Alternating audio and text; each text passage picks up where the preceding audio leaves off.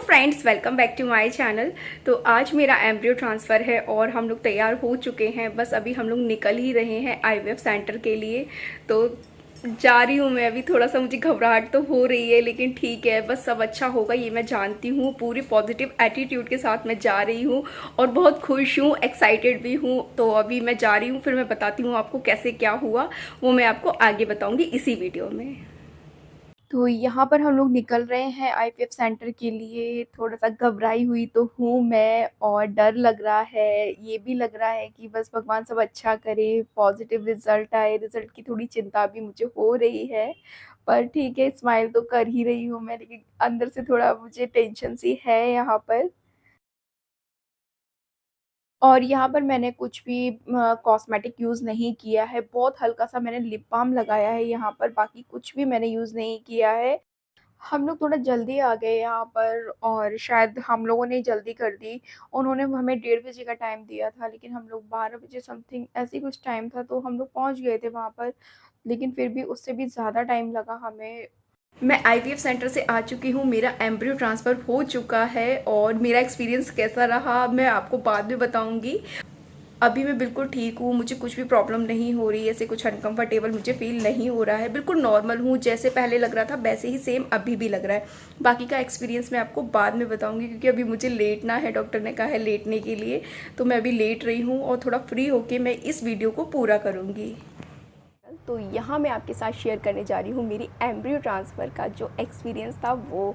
तो मेरा जो एक्सपीरियंस था काफ़ी स्मूथ रहा, बहुत अच्छा रहा। उससे पहले मेरे दिमाग में बहुत सारे सवाल चल रहे थे, बहुत सारी चीज़ें आ रही थी, थोड़ा डर भी लग रहा था। ये लग रहा था कि कहीं कोई गड़बड़ ना हो जाए, सब कुछ ठीक से हो जाए, कहीं दर्द ना हो ज़्यादा और मैं चिल्लाऊँ ना। मतलब कई बार दर्द से हमारी चीख निकल जाती है, तो ये सब चीज़ें आ रही थी। देखिए, कुछ सवाल हैं जो सबके मन में आते हैं और मेरे मन में भी आ रहे थे।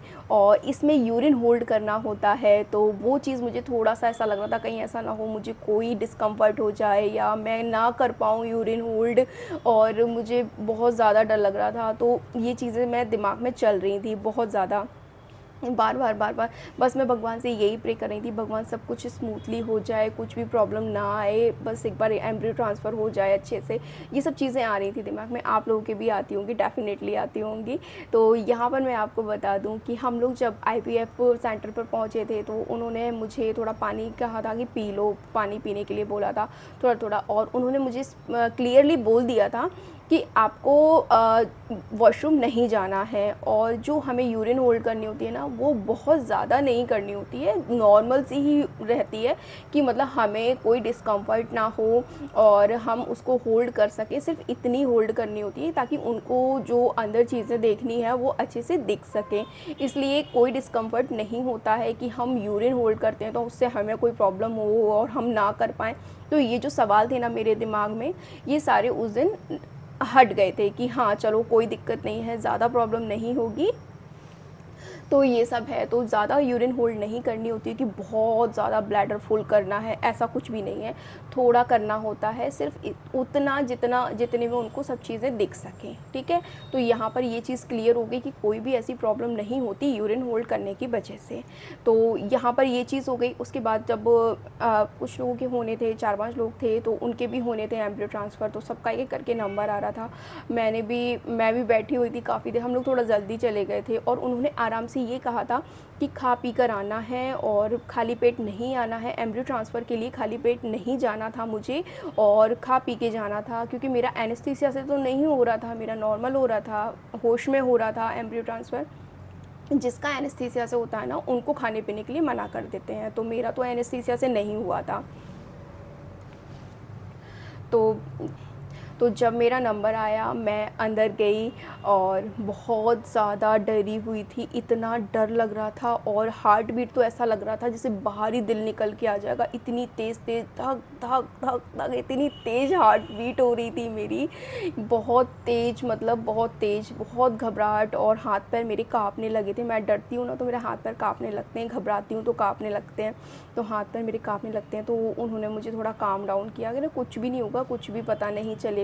मेरा मुँह एकदम उतरा हुआ था, बहुत घबराई हुई थी मैं, और नर्स भी कह रही थी कि इतना नहीं घबराना है प्रियंका, इतना कुछ भी पता नहीं चलेगा। मैं बोल नहीं रही थी कुछ भी, लेकिन मैं बहुत ज़्यादा घबरा रही थी, मेरी हार्ट बीट बहुत तेज़ थी।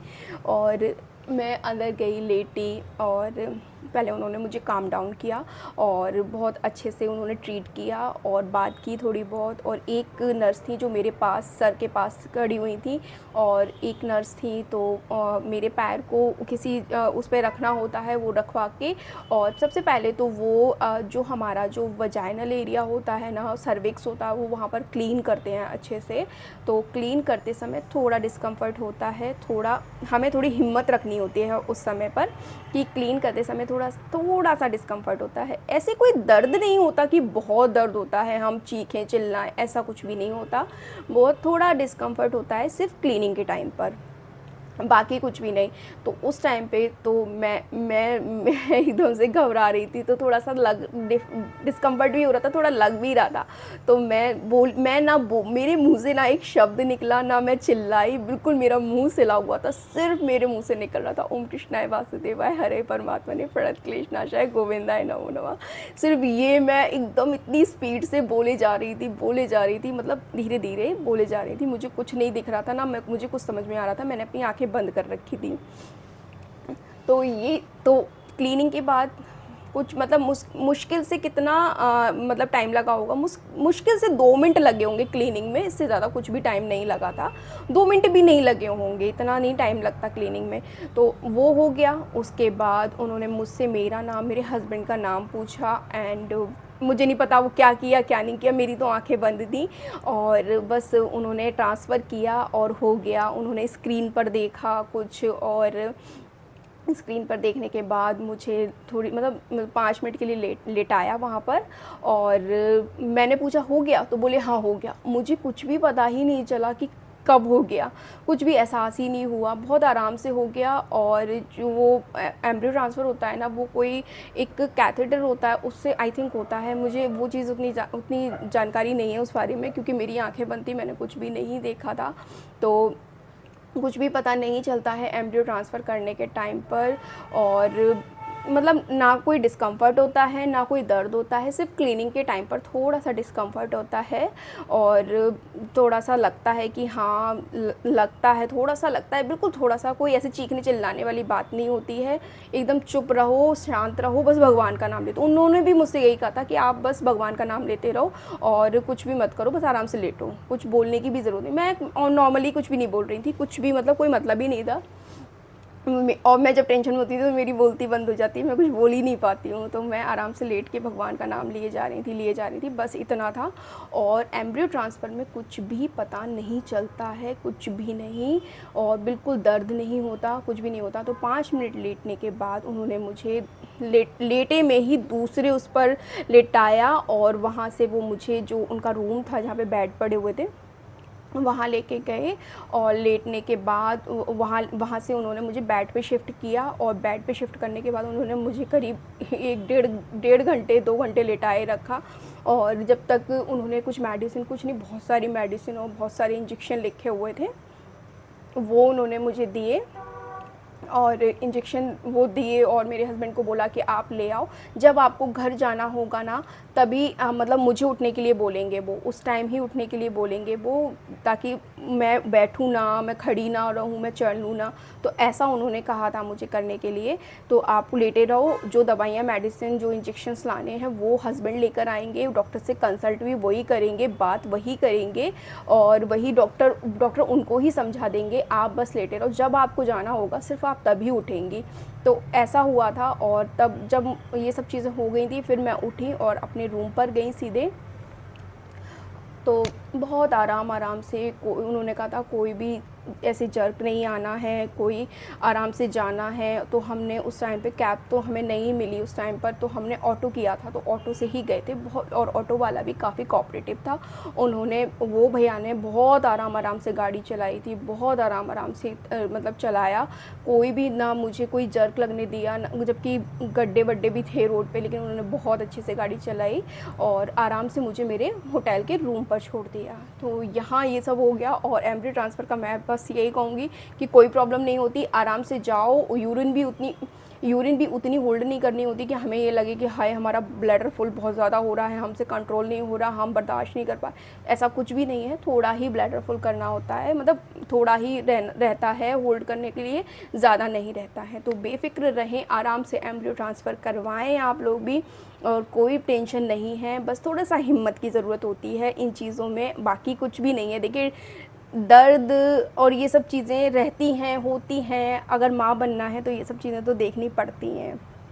पहले मैं ये चीज़ नहीं मानती थी कि मुझे लगता था क्यों दर्द सहूँ, लेकिन नहीं, जब माँ बनना होता है ना तो ये सब चीज़ें अपने आप सहने की हिम्मत आ जाती है और सब कुछ आराम से और स्मूथली होता चला जाता है, हमें कुछ पता भी नहीं चलता। इसलिए बेफ़िक्र रहें, जब आप इस स्टेज पर आएँगे तो अपने आप ही हिम्मत आ जाएगी और अपने आप ही सब कुछ आगे चलता चला जाएगा, आपको पता भी नहीं चलेगा।